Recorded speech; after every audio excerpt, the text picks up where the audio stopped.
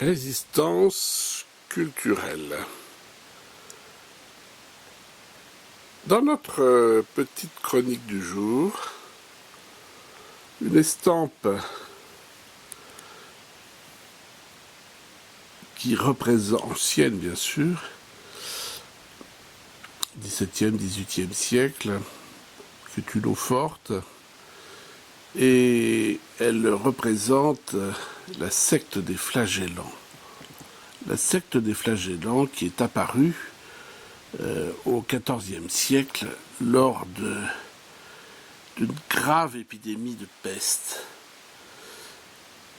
On voit comment les humains ont voulu s'attribuer la responsabilité de la catastrophe qu'ils subissaient. Alors aujourd'hui, nous sommes bien loin de cette peste, et d'ailleurs il faut s'interroger sur ce que nous vivons vraiment, et probablement dans quelques mois on pourra en tirer des conclusions. En tout cas, nous vivons de fait quelque chose d'étrange, qui est cette paralysie planétaire. Et dans cette paralysie planétaire, on a à nouveau ce qu'on vit depuis des années, c'est-à-dire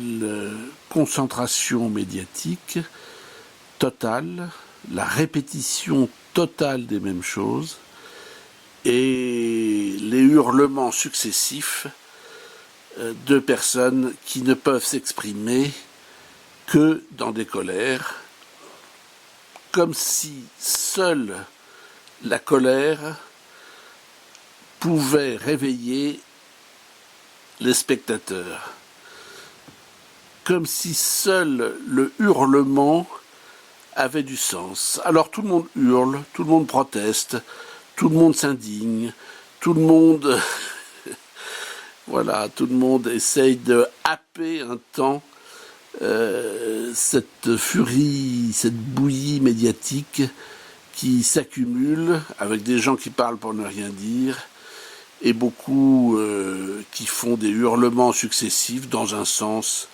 dans un autre. Eh bien, ce qu'on avait autrefois avec la secte des flagellants qui s'auto-mutilaient pour essayer de sauver l'humanité, c'est un peu ce qu'on a aujourd'hui dans cette pantomime aux hurlements successifs pour essayer de réveiller les spectateurs.